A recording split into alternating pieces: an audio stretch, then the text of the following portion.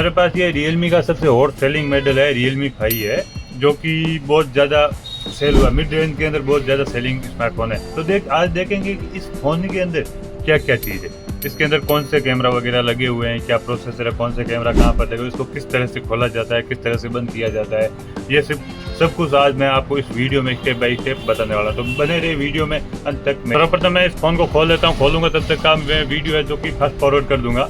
खोलना क्योंकि खोलना आसान है, पीछे का ये ढक्कन निकालना है और ये बीच का फ्रेम निकालना है, बस इतना ही खोलने में, इतना ही बैटरी निकालना है। तो वह आपको फास्ट फॉरवर्ड करके बता दूंगा। सर्वप्रथम हम दोस्तों पीछे से खोलेंगे। पीछे से खोलने के लिए यहाँ पर आपको कोई कटर या ओपनर डाल देना है। डाल के यहाँ से इसको ओपन करूँगे, क्योंकि पहले एक बार का खुला हुआ ये फ़ोन है तो ये इसको खोलने में ज़्यादा आसानी रहेगी। अगर खुला हुआ नहीं होता थोड़ा खोलने में थोड़ी प्रॉब्लम होती है। यहाँ पर आपको कटर डालना पड़ेगा।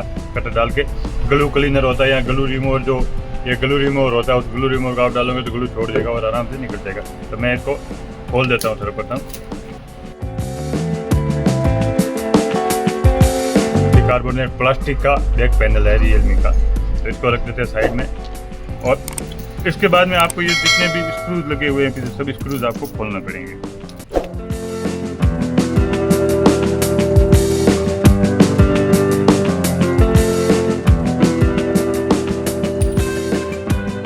यह है बैटरी के ऊपर पैकिंग के लिए एक MS का गत्ता है, मेटल का शीट है ये, तो बैटरी के ऊपर पैकिंग रहता है इसके माध्यम से। ये यहाँ पर मैं सिम ट्रे निकालना भूल गया था। आपको सर्वप्रथम सिम ट्रे, जो भी फ़ोन हाथ में लो सर्वप्रथम उसका सिम ट्रे निकालना, उसके बाद में ही आगे का काम करना। मैं सिम ट्रे निकालना भूल गया था यहाँ पर। तो ये एक चीज़ का ध्यान रखना चाहिए कि सर्वप्रथम सिम ट्रे निकालना चाहिए, नहीं तो यहाँ से निकालने जाएंगे तो यहाँ तो सिम ट्रे टूट जाएगा या फिर मदरबोर्ड सिम ट्रे के साथ में आ सकता है। इसका मदरबोर्ड और जो नीचे की रिंगर डब्बी वगैरह रहती है उसके ऊपर रहने के लिए पैकिंग, ताकि उसका जो कनेक्टर वगैरह खुले ना, उसके लिए ये रहती है पैकिंग। पैकिंग के अंदर जो ऑन ऑफ के बाहर वाले जो ऑन ऑफ के बटन होते हैं, ये वॉल्यूम बटन होता है, ये वाला ऑन ऑफ का बटन होता है, इस साइड होता है, ये खुल गया है। ये इस साइड रहता है ऑन ऑफ का बटन, इस साइड वॉल्यूम के बटन रहते हैं।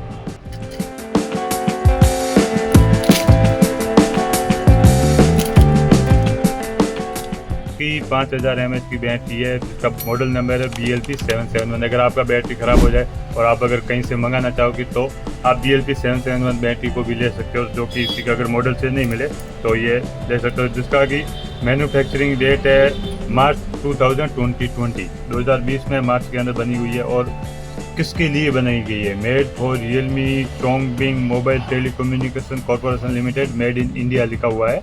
और ये इसका फिंगरप्रिंट सेंसर है, जिसके ऊपर हम फिंगर लगाते हैं तो ये फिंगर से हमारा काम करता है, ये फिंगरप्रिंट सेंसर है।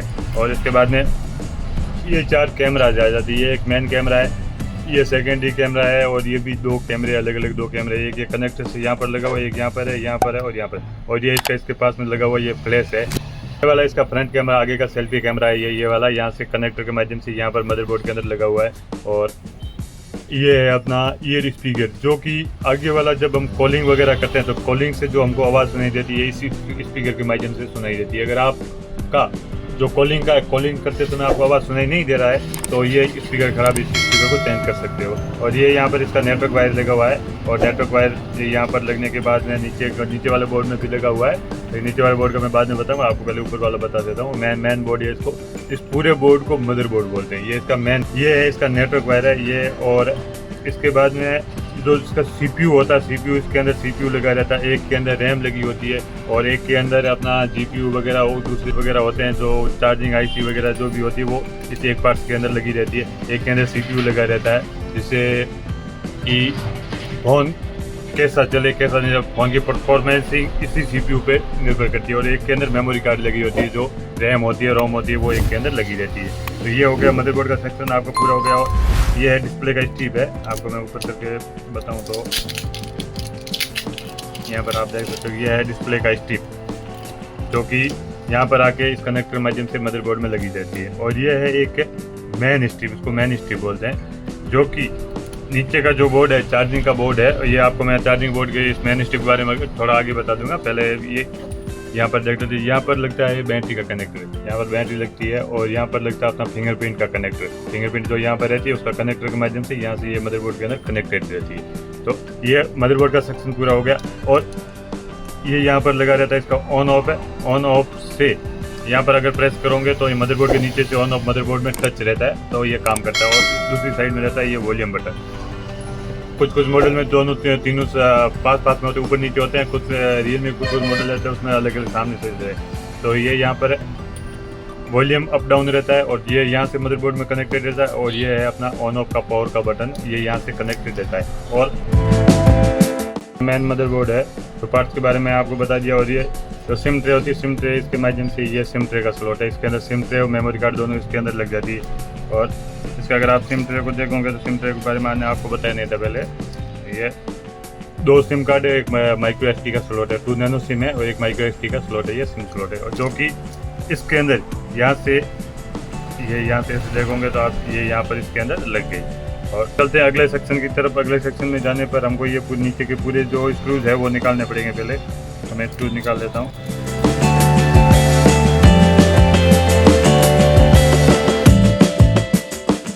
तो बोलते हैं रिंगर डब्बी, रिंगर ये इसको बोलते हैं रिंगर, जो कि लाउड स्पीकर में यहाँ जब हम कॉलिंग में बात करते हैं तो लाउड स्पीकर करते हैं तब इसका काम रहता है। लाउड स्पीकर में जो आवाज़ सुनाता है ये सुनाता है। और जब गाना वगैरह हम कोई भी म्यूजिक बनाते हैं, वीडियो चलाते हैं, उस टाइम जो आवाज़ सुनाने का काम होता है वो इसका होता है ये। और इसके साथ में एक सपोर्टिंग के लिए एक और होता है, ये वाला छोटा वाला, ये एक सपोर्टिंग के लिए रहता है। लेकिन मेन ये रहता है, इसका काम है गाना वगैरह सुनाने का। तो अगर आपका स्पीकर का कुछ प्रॉब्लम हो, लाउड स्पीकर वगैरह में प्रॉब्लम हो तो आप इसको चेंज कर लीजिए। और ये है इसका चार्जिंग बोर्ड, जिसके अंदर की चार्जिंग पिन लगी है पूरे यहाँ से यहाँ तक लेके। ये चार्जिंग बोर्ड है, इसके अंदर की चार्जिंग पिन लगी हुई है। और जो ये एक नेटवर्क का वायर है, नेटवर्क का वायर यहाँ पर चार्जिंग बोर्ड में लगने के बाद यहाँ से जाके मदरबोर्ड में लग जाता है। और ये है अपना headphone jack, 3.5 mm audio jack जिसको बोलते हैं। कुछ फ़ोन में अभी नहीं आ रहा है, निकाल दिया है, ये इसको हेडफोन जैक बोलते हैं। और एक छोटा सा माइक आप देख सकते हो, इसको माइक है, ये भी एक माइक स्पीकर है। जो जब हम कॉल करते हैं तो आगे वाले के पास जो आवाज़ जाती है वो हमारी इसी माइक के वजह से जाती है, इसी माइक के माध्यम से जाती है। तो अगर आप किसी को कॉल करें और आपकी आवाज़ आगे वाले के पास नहीं जा रही तो इस माइक की प्रॉब्लम है। तो आप उसके लिए इस चार्जिंग बोर्ड को चेंज कीजिए। नया कि को माइक वगैरह, माइक आईसी वगैरह कुछ नहीं आता है, ये माइक होता है, यही प्रॉब्लम होता है। तो आप इस माइक को चेंज कर लीजिए। जो पार्ट्स भी है, जो भी पार्ट्स है, पार्ट्स खरीदने की जो मैं लिंक है वो आपको वीडियो के डिस्क्रिप्शन में दे दूंगा, वहाँ से आप खरीद के अपने फ़ोन में लगा सकते हो। अब आपका पर्सनल फ़ोन है, आप एक दुकानदार हो तो आपको पता ही है कहाँ से खरीदना है, क्या नहीं खरीदना है। तो ये वाला है इसका मेन स्ट्रिप, इसको मेन स्ट्रिप बोलते हैं। यहाँ पर आप देख सकते हो मेन लिखा हुआ भी है और इसको मेन स्ट्रिप बोलते हैं, जो कि कुछ फ़ोन के अंदर रहती है और कुछ फ़ोन के अंदर नहीं रहती। टच की डिस्प्ले की जो स्ट्रिप होती है उसी के माध्यम से ही कनेक्ट कर दिया जाता है। क्योंकि डिस्प्ले के अंदर 2 स्ट्रिप दे दिया, तो एक स्ट्रिप को यहाँ से घुमा के इस बोर्ड में लगा देते हैं और एक स्ट्रिप बोर्ड से ये कनेक्शन लेकर के इस स्ट्रिप के माध्यम से मदरबोर्ड तक पहुँचा देता है। इस मेन स्ट्रिप का काम होता है यहाँ से जो भी चार्जिंग मिले, स्पीकर का जो आवाज़ मिले, इस स्पीकर का जो आवाज़ मिले, जो भी इसका अंदर का हेडफोन जैक का जो भी सप्लाई होती है वो सप्लाई ले जाके मेन स्ट्रिप यहाँ से ले जाकर के अपने मदरबोर्ड तक पहुँचा देता है। और ये आगे का रहता है इसका डिस्प्ले। अगर आपका डिस्प्ले टूट गया और डिस्प्ले चेंज करने का आप वीडियो देखना चाहते हो तो इसी वीडियो के एंड में या इसी वीडियो के डिस्क्रिप्शन में उस वीडियो का लिंक दे दूंगा, तो आप देख सकते हो या मेरे चैनल पे जाके सर्च कर सकते हो, तो वहाँ पर भी आपको मिल जाएगा डिस्प्ले चेंज करने का पूरा प्रोसेस क्या है क्या नहीं, वो पूरा A to Z मिल जाएगा। उसके प्रोसेस के माध्यम से अगर आप डिस्प्ले चेंज करोगे तो आपको चेंज करने के बाद जो खराब होने की जो प्रॉब्लम होती है कि चेंज करने के बाद डिस्प्ले टच काम नहीं करता, आधा टच काम करता, आधा नहीं करता, डिस्प्ले चालू ही नहीं होता, टच बिल्कुल काम नहीं करता, टच ऑटो काम करता है, वो वाली प्रॉब्लम आप मेरे वाला वीडियो देखने के बाद उस तरीके से जो मैं तरीका बताऊँ उस तरीके से करोगे तो आपको ये वो वाली प्रॉब्लम बिल्कुल भी नहीं आएगी।